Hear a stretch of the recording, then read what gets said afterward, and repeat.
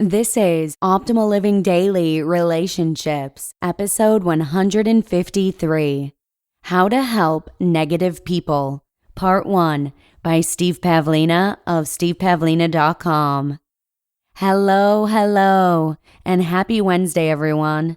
I'm your host, Joss Marie, and this is the show where we gather content from a variety of the best relationship blogs out there. With permission from the authors, I cover dating, marriage, family, and pretty much anything else relationship-based. Today, I have part 1 of a 2-part post by Steve Pavlina, so make sure and come on back again tomorrow to hear the second part. That'll be episode 154. Also, if you're unsure about what to give for a holiday gift exchange this year, how about a book? On the first of every month, we do a drawing and give away a book to a random person on our mailing list. I always think that books are nice gifts.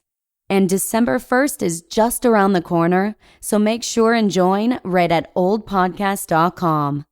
But without further ado, let's hear part 1 of Steve Pavlina's post and start optimizing your life.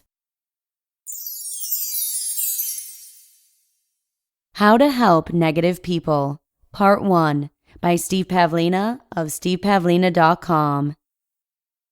Many people have asked me how they can help someone who's stuck in negative thinking or depression.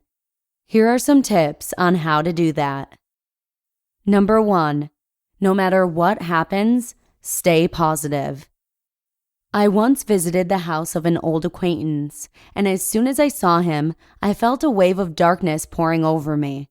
I regretted stopping by almost immediately. No matter how many times I changed the subject, he proceeded to spin every topic of discussion into an excuse to complain about what he disliked about his life, other people, and the world at large. After 30 minutes, I couldn't take it anymore and had to leave. This man was a major energy vampire, trying to get me to agree with all his imaginary woes in order to validate his victimhood. His dissatisfaction was palpable as I refused to join him in his self-made prison, which only made him want to try harder. But he was getting out of life exactly what he intended. He was a victim because he thought himself a victim. One of the most important considerations when helping someone in a negative state is that you must avoid falling into negativity yourself. Negative people are energy vampires. They have an almost endless capacity to dwell on what they don't want, whining and complaining about their lives while denying responsibility for their results. Their fear blocks the natural flow of energy from within, so they must get it from other people instead. After spending a few hours with them, you'll usually feel drained, tired, worried, or stressed. Positive people, on the other hand, have overcome their fears to such a degree that their energy flows outward. Consequently, they give energy instead of taking it. After spending time with very positive people, you'll tend to feel energized, uplifted, and inspired. Most people are somewhere in the middle, though, so the energy exchange tends to be close to neutral. It makes no difference what particular circumstances negative people blame for their negative outlook. Ultimately, it's still a choice rooted in free will. No matter how unconscious the person was when making the decision to sink into negativity, in this moment, that person still has the power to choose otherwise. So if you decide to help such a person, your primary role is to help guide him to make a more conscious choice, one that will likely be much more empowering. How can you help negative people?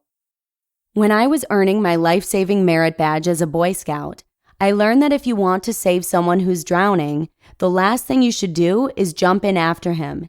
Instead, you should think through these steps in order. Reach, throw, row, go. First, grab a pole or a stick and reach out to the person. If the person is too far away or won't grab the pole, then try throwing him a life preserver. If that doesn't work, hop in a boat, row out to him, and extend an oar for him to grab. And as a last resort, you can swim out to save him yourself if you're trained in how to do that. Let's consider how this same process can be used to help someone who's stuck in a negative mindset. Reach. Negative people are a danger not only to themselves, but also to those around them. Consequently, It's important to preserve your own state of mind while trying to help them. You won't help a drowning victim by jumping in the water, flailing your arms, and screaming right beside him. Yet, some people use this highly ineffective strategy when trying to help negative friends out of depression. Joining a negative person in a whining session only reinforces his negativity and makes you feel worse about your own life, even though it can temporarily make someone feel better to know he doesn't have to drown alone. Negative people have an endless supply of pity party invitations. If you receive one, don't RSVP. If the person isn't too far gone, you can reach out and try to hoist him back up to a more positive state. This is best used on people who are within range of you, especially someone who's normally positive or neutral but has become temporarily lost under a pile of fear and worry. Reach out to him with a kind gesture. Do what you can to cheer him up and bring him back to the positive side. Invite him to an upbeat social event. Take him out to eat and talk about positive memories together. If he tries to get you to join him in his negative thinking, don't. Keep the discussion positive as you coax him back to shore. Sometimes, when my wife starts to lose it, I get her to stop whatever she's doing and I give her a 5-minute foot massage. This usually succeeds in bringing her around because it switches her focus.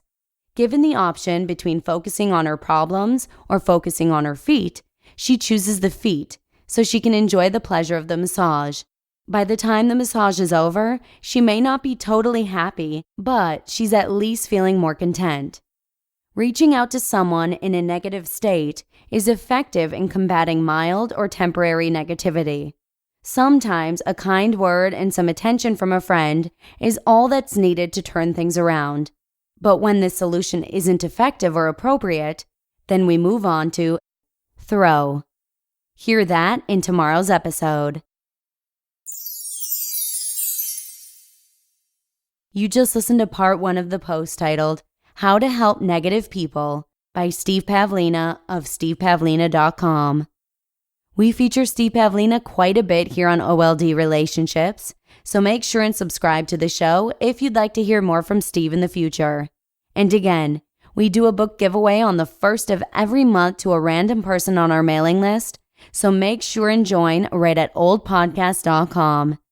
And just like that, it's time to say farewell. Thank you so much for listening, and as always, I hope to see you again tomorrow for part 2 of this post, where your optimal life awaits. Hello, Life Optimizer. This is Justin Malik, creator and producer of this podcast, but also Optimal Living Daily, the show where I read to you from even more blogs covering finance, productivity, minimalism, personal development, and more from incredible bloggers like Derek Sivers, Zen Habits, Mark and Angel, The Minimalists, and all the ones you hear on this show too. So if you enjoyed today's episode and like taking amazing blogs on the go, come on over to Optimal Living Daily and subscribe to that one too. And together, we'll start optimizing your life. You've been listening to Optimal Living Daily. Be sure to hit the subscribe button to stay up to date on each new episode and head to oldpodcast.com. That's OLDpodcast.com for a free gift as well as more actionable tips and resources to help you maximize your potential. Thanks for joining us, and remember, your optimal life awaits.